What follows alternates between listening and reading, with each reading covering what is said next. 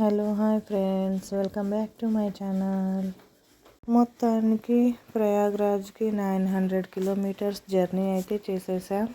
Evening 4 o'clockకే Prayagraj reach అయిపోయినాం. But ఒక 1 hour traffic వల్ల మాకు లేట్ అయిపోయింది. కార్ పార్కింగ్లో పార్క్ చేసేసి మేము బోట్ క్లబ్కి వెళ్ళేసరికి 1 hour మాకు లేట్ అయిపోయింది. సో బోట్ క్లబ్కి వచ్చేసేసారు. నెక్స్ట్ మేము త్రివేణి సంగంకి ఎలా వెళ్ళాము చూడండి.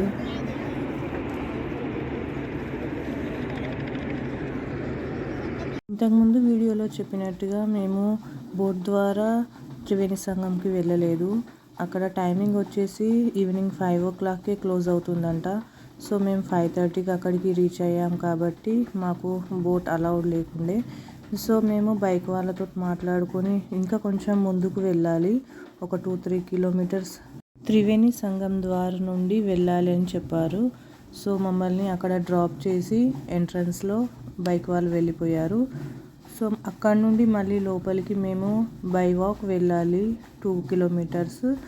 సో మేము అక్కడ నుండి రిక్షా మాట్లాడుకొని లోపలికి వెళ్ళాము. ఎందుకంటే నడవడం కొంచెం కష్టం అవుతుంది కదా. ఇదే అండి మహాకుంభ గేట్. ఇక్కడ నుండి ఎంట్రన్స్ ఉంటుంది త్రివేణి సంగం ద్వారకి. ఇలానే వెళ్ళాలి. రిక్షా వాళ్ళు కూడా పర్ హెడ్ 100 rupees తీసుకున్నారు. 2 kilometers దూరంలో ఉంది సంగం ద్వార్ అనేసి అక్కడ డ్రాప్ చేసి వెళ్ళిపోయారు. ఇలా రిక్షాలో జర్నీ చేయడం అయితే చాలా హ్యాపీగా అనిపించింది. చాలా ఎంజాయ్ చేసాం మేము. నడిచే వాళ్ళు చాలామంది నడుస్తూ వెళ్ళారు, కొందరు రిక్షాలో లోపలికి వెళ్ళారు. అలా మా జర్నీ అయితే మహాకుంభకి సక్సెస్ఫుల్గా జరిగిపోయింది. మహాశివరాత్రి రోజు ఈవినింగ్ మాకు త్రివేణి సంగం దర్శనమైంది. గంగా స్నానం అయిపోయింది మాది.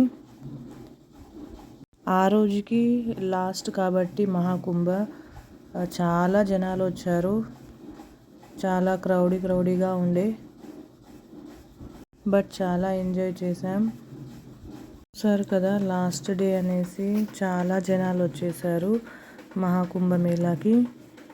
12 yearsకి ఒక్కసారి వస్తుంది కుంభమేళా. బట్ మహాకుంభమేళా 144 yearsకి మాత్రమే వస్తుంది.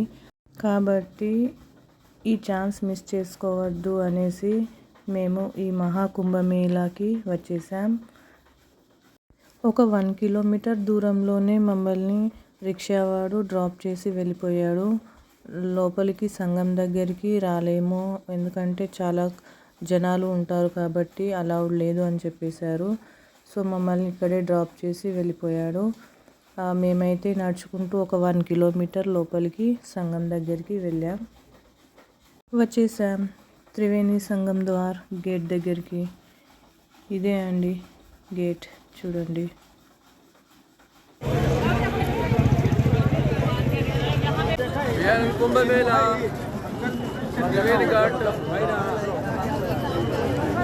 చూడండి, ఇదే త్రివేణి సంగం.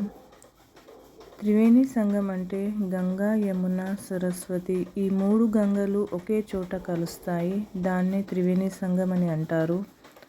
ఈ 3 నదులు ఒకే చోట కలిసిన కాడనే స్నానం చేస్తే మనకు పుణ్యం అంట. సో అందుకే మేము కొంచెం కష్టమైనా కూడా త్రివేణి సంగం ఘాట్లోనే మేము స్నానం చేయాలి అనేసి, అక్కడే మునగాలి అనేసి మేము ఇంత దూరం వచ్చేసాం. చాలామంది ఉన్నారు ఇక్కడ. బోట్ ద్వారా వచ్చే వాళ్ళు కూడా ఇక్కడే స్నానం చేస్తారంట.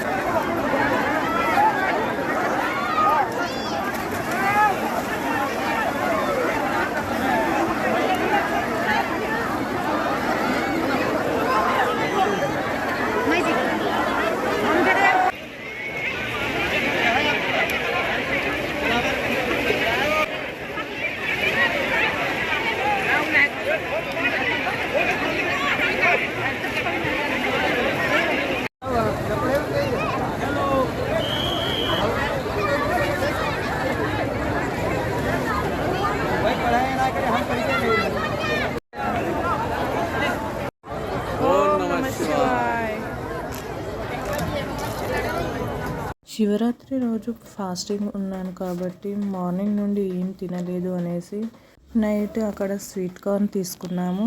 చాలా బాగుంది టేస్ట్ వచ్చేసి. కప్పు 50 రూపీస్ అయితే తీసుకున్నారు. రిటర్న్ వెళ్తూ ఉండగా 5 కాళ్ళ ఆవు కనిపించింది. అక్కడ దండం పెట్టుకొని మేమైతే రూమ్కి వెళ్ళిపోయాం. ఆ రోజు నైట్ ప్రయాగ్రాజ్లోనే స్టే చేసాం. అక్కడ రూమ్ రెంట్ అయితే చాలా ఉంది. 3000 నుంచి 10,000 దాకా చాలా రేంజ్లో రూమ్స్ ఉన్నాయి.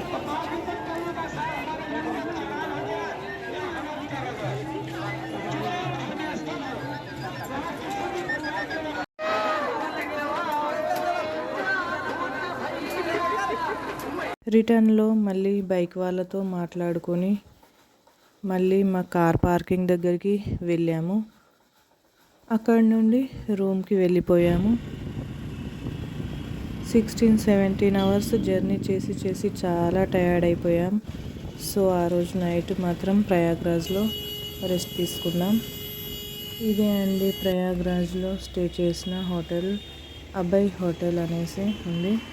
చాలా బాగుంది రూమ్స్. 4,000 రెంట్ కూడా ఉంది. మళ్ళీ మేము మార్నింగ్ ఒకసారి త్రివేణి సంగం ఘాట్ దగ్గరికి వెళ్ళి వచ్చాము. మళ్ళీ ఒకసారి మార్నింగ్ స్నానం చేసి వద్దామనేసి వెళ్ళాం. మా ఈ ప్రయాగ్రాజ్ కుంభమేళా జర్నీ ఎలా ఉంది ఫ్రెండ్స్? నా ఈ వ్లాగ్ కనుక మీకు నచ్చినట్టయితే please like, share and subscribe. Please support my channel friends. Keep watching my more videos. Jai Kumbh Mela. Bye bye Prayagraj. Stay tuned for next video. Bye bye.